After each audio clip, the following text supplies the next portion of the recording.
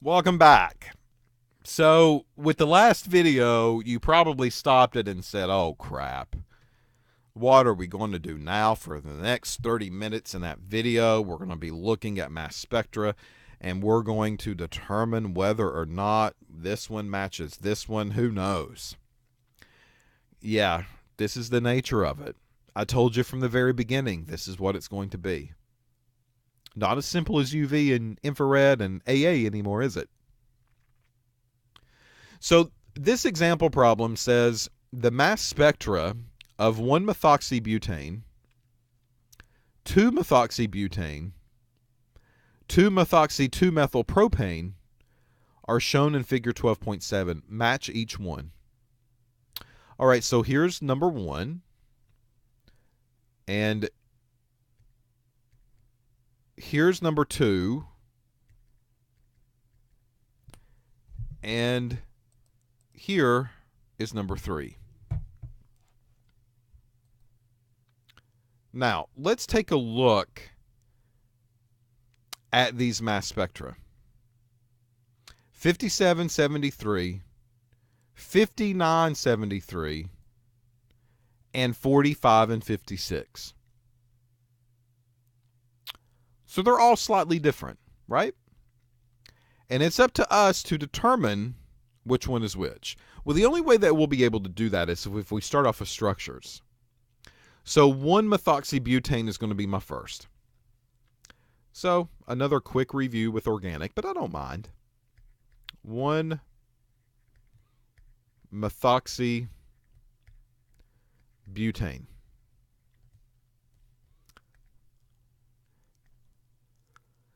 All right, so bute is 4 carbon. 1, 2, 3, and 4. Ane means all single bonds all the way down. There they are. On carbon number 1, that means I've got a substituent that's hanging off. And that substituent is a methoxy group. Oxy basically means oxygen. Meth in organic means 1 carbon. So here's the structure. CH3O, CH2, CH2, CH2, CH3. There we go. So I'm going to look at this compound, and we're going to have to do this with every single one of them, folks. So get your fingers a-popping.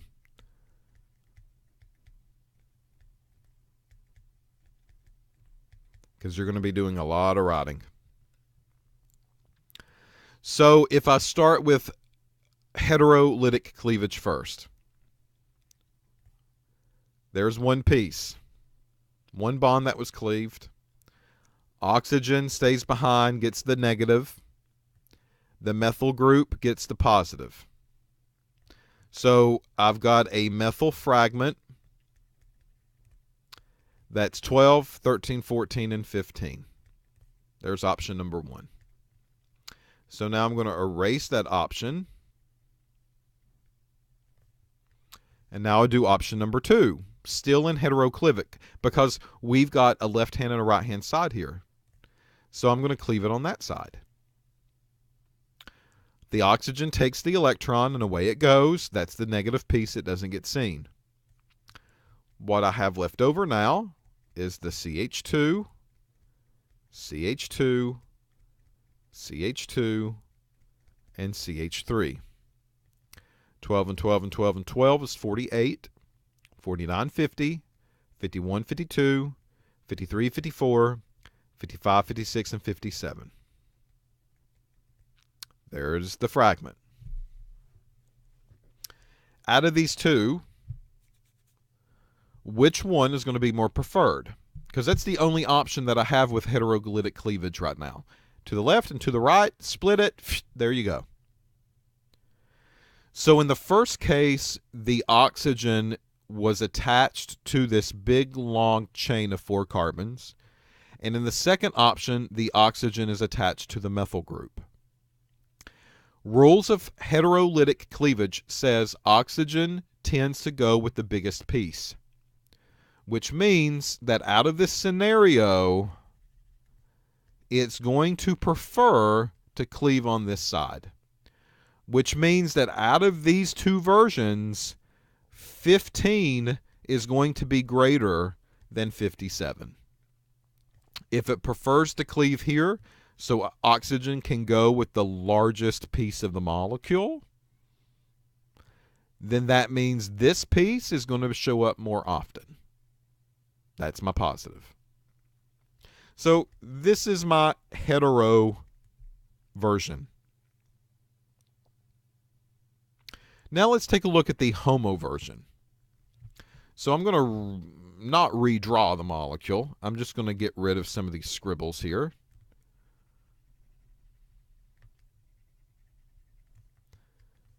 And there we go. So homolytic cleavage targets the alpha carbon. Here's the alpha carbon. Here's the alpha carbon. And it cleaves the bond at the alpha carbon. Well, guess what? To the left, I don't really have a bond to cleave.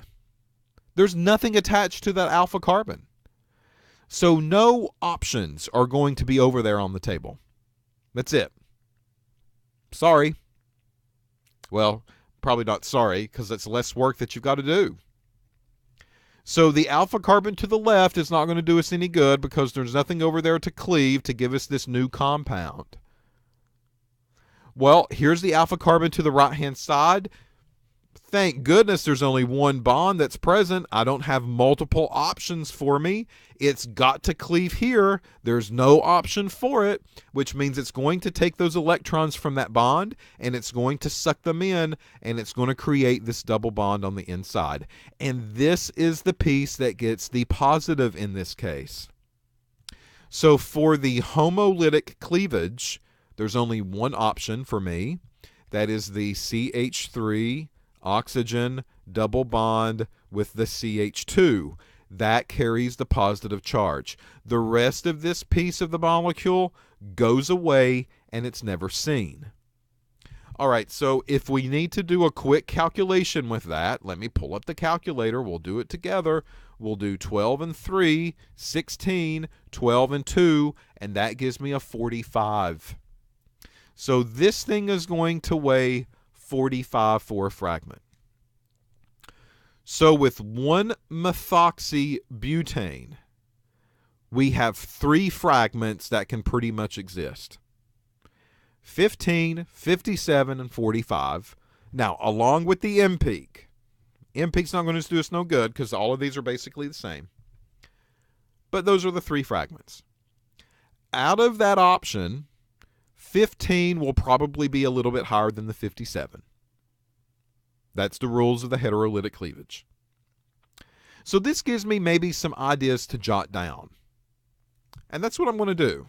So I'm going to pull the slide back up. Here's the problem. Here's the 1-methoxybutane. And we said that out of that scenario, we will get a 15, a 57 for the heteroclitic, and a 45 for the homolytic. 57 is going to be preferred. 15 will be preferred over the 57. So if I take a look at A, here we see a 73. I really didn't get a 73 in this case. So that probably means that this is not the MS for 1-methoxybutane. This probably is one for one of the other 2 choices, but not for this one. All right? Now, let's do the same thing for 2-methoxybutane. Told you, this problem is going to be a beast. But these are the ones I like. 2-methoxybutane. Same kind of deal. Bute is 4. 1, 2, 3, and 4. Ane, all single bonds. Methoxy, the oxygen, and a CH3 group on carbon number 2. So here we go. There it is. Still an ether, right? ROR. No big deal. And what I probably need to do is write this a little different way, just so it's going to be easier for us down the road. And there we go. So OCH3, there's my methoxy on carbon number 2. 1, 2, 3, 4. And butane, 4 in total. Okay, so homolytic cleavage is going to happen, and heteroclitic cleavage is going to happen. With the hetero, that's the easiest ones to do. Take a look at your oxygen, cleave on one side. This oxygen gets negative, this gets my positive piece. So CH3 carries the positive charge. That gives me a 12, 13, 14, 15. All right, so there's option number 1. So now we're going to get rid of it. Option number 2, we'll cleave it here. That oxygen gets the negative piece, the other side gets the positive. Well, this is the piece that gets seen. So CH3, carbon with a hydrogen, a CH2, and a CH3. And I apologize for not putting those hydrogens on there like I have been. I get kind of lazy sometimes, and I just assume that people know that they're there. But I'll go ahead and fill them in for you. So CH3, that's not a CH2. Sorry, that's just a CH. It's got 1 bond, 2 bonds, 3 bonds. It only needs 1 more to make 4. CH2 and CH3. If I add these pieces up, that's 12, 12, 12, and 12 is 48, 49, 50, 51, 52, 53, 54, 55, 56, and 57. So there's 57. So I see the same fragments, really, that I saw with the first one, for heterolytic cleavage at least. Out of the 2 scenarios here, which one's going to be a little bit more preferred? Well, if it cleaves like this, the oxygen's going to be on a 1 carbon piece. If it cleaves here, like we did in the very first one, oxygen's going to be with a 4 carbon piece. So this would make me want to believe that oxygen is preferred with the biggest piece. That means that this CH3 group is going to be the one that I'm going to see the most. So out of this one, 15 is probably going to be more preferred over the 57, just like it was in the 1-methoxy butane. All right. So now I'm going to get rid of those. We're going to redraw the bonds. And we're going to focus on homolytic cleavage now. So this was hetero. And now we're doing the homo version. All right, so oxygen. Here's the alpha carbon. And here's the alpha carbon. Good news. The oxygen to the right-hand side of that one, the alpha carbon has no bonds to break. Sorry, it's not going to give you any products. There's going to be no positive fragments that can come from that side. So we just leave them off. They're not going to be written. They're not going to exist. On the left-hand side or toward the top, that oxygen has an alpha carbon, and this one can cleave, and it can cleave in 2 different ways here. We can actually cleave it to the left, and that's what we'll do first. Well, if this is a homolytic, what that means is that it's going to take some of those electrons and it's going to pull them in on the inside and create a double bond between that oxygen and that alpha carbon. That's what we've been seeing all along, right? So we have a CH double bond O with a CH3. And then off of this is also a CH2 and a CH3 group. And that oxygen is positive. So there's kind of option number 1. I need to give this a formula weight, though, before I go any further. So I'm going to do 12 and 3, 12 and 2, 12 and 1. Then I get to the oxygen of 16. And then I get to the last 12 and 3, which gives me a 73. All right, so I'm going to write that over to the side. This is a 73 fragment. But that's not the only option that I have here. That was just one of them, right? So I'm going to get rid of this pink line. And we can also switch this over and we can cleave it to the right. That's the alpha carbon site. It's got a left hand and right hand that's different. One has one carbon, the other one has two carbons in total. The same thing's going to happen. It's going to take that bond, it's going to suck them inward, and we're going to create a double bond on the inside. So what we're left with now is a CH3 group on a CH that's now double bonded to an O and a CH3. And then this piece gets the negative and it gets sucked out, and I'll never see it, so this is my positive end. All right, so I need to go through and I need to do a formula weight for that one. Okay, so 12 and 3, 12 and 1, 16, 12 and 3 gives me a 59. So this is a 59 fragment. And that's really the only options I have in this case. I've got two versions of a hetero, one to the left and one to the right. Gave me 15 and 57. Looks like 15 is more preferred based on the rules that we talked about. We'll see if that's really going to be true or not. And then on the HOMO side, we had one alpha carbon here, and that one alpha carbon had a left and a right-hand side. They both were different, which gave us two different fragments. So on this slide, I'm going to focus on 2-methoxybutane, and we're going to look at this and say, hey, listen, we had a 15 and a 57 all over again. It looks like 15 is going to be more preferred over the 57. We'll see if that's true or not. But in this case, I get a different fragment than I didn't get before, and that was the homolytics. The HOMO cleavage gave us a fraction of a 59 and a 73.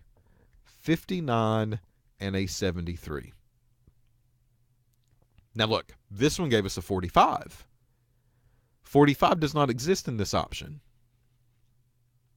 And then finally, we have a 2-methoxy, 2-methyl propane. Whew.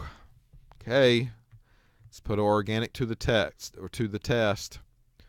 2-methoxy, 2-methyl propane. Right? Just double check it. That's what it was. So prop is 3. 1, 2, 3. On carbon number 2, I see a methyl group. So there's that. On carbon number 2, I see a methoxy group.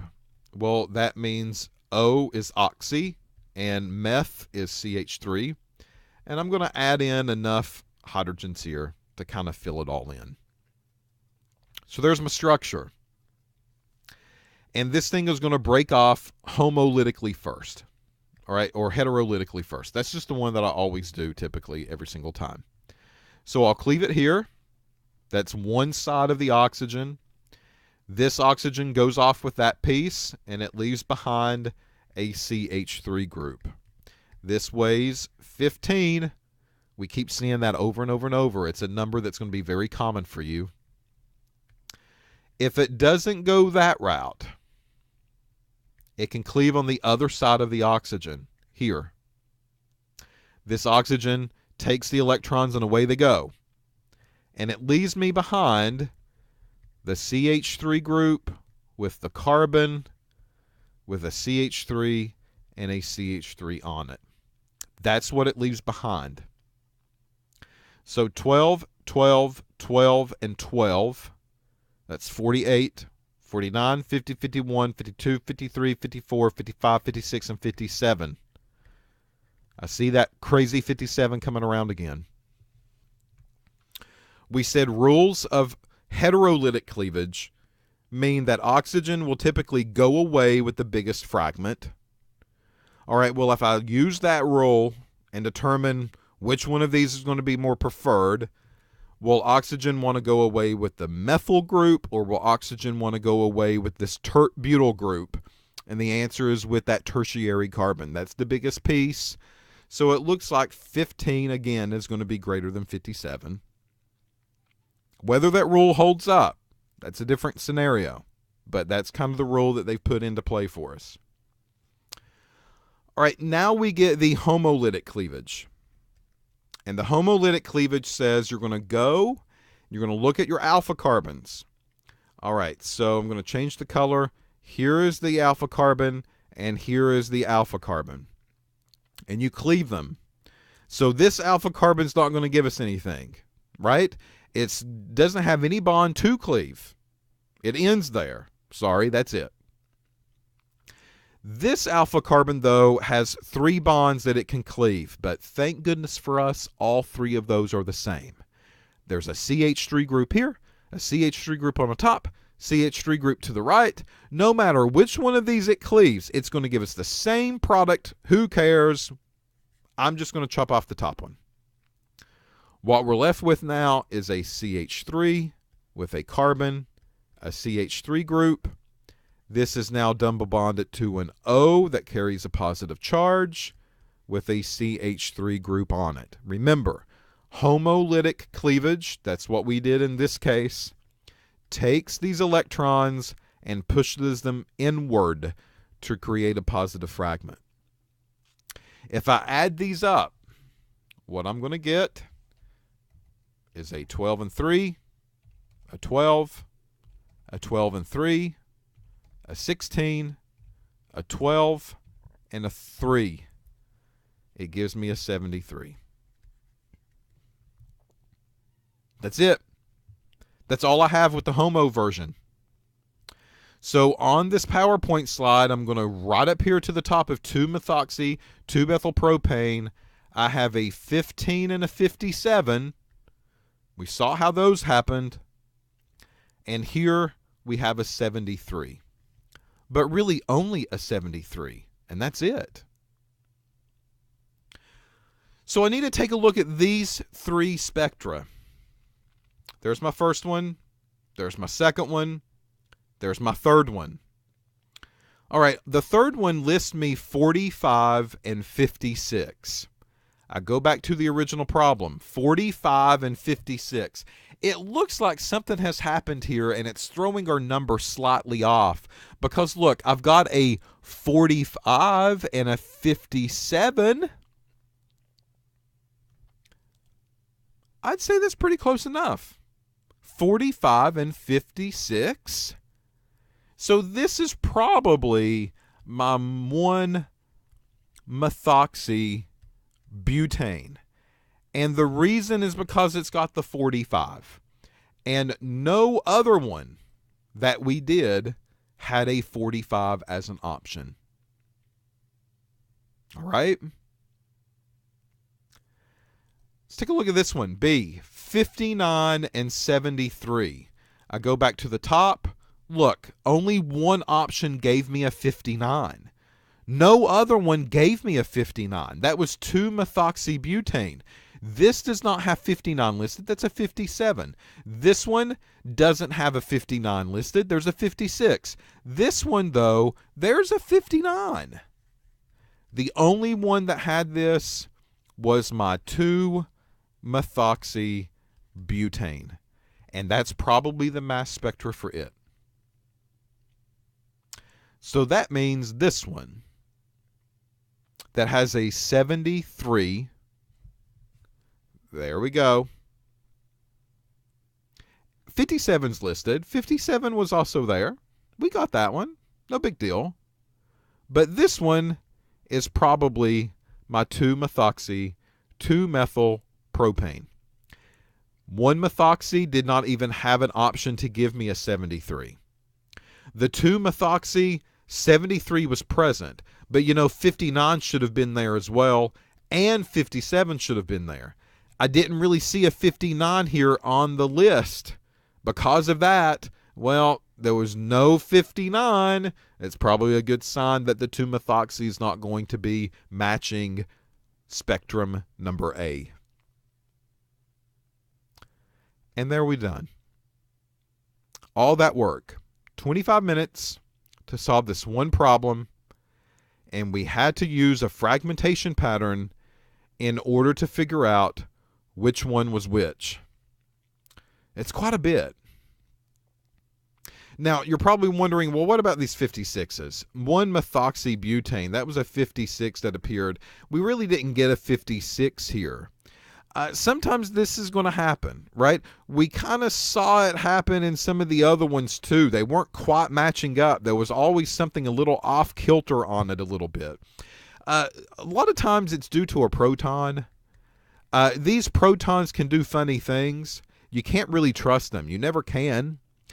They kind of want to be doing their own thing. They're a little bit independent. They don't really fit in anywhere. They don't even really fit into the right spot on the periodic table. So we're going to see some proton migration that happens. Well, again, this is all embedded into advanced mass spectroscopy interpretation. We're not going to step into that mess. So just look at the numbers and kind of get close. It's really all that we ask. Because again, this stuff can get very muddy very quickly. We don't want that to happen. So there's an example problem of having 3 mass spectra in front of you and trying to match which spectra goes to which compound. These are the things that you're going to have to do. So you now know the fragmentation pattern of halogens, and you now know the fragmentation pattern of ethers. They're very similar. They both follow hetero and homolytic cleavage. Under the umbrellas of both cases, it's the same type of scenario. The heterolytic cleaves the bond fully.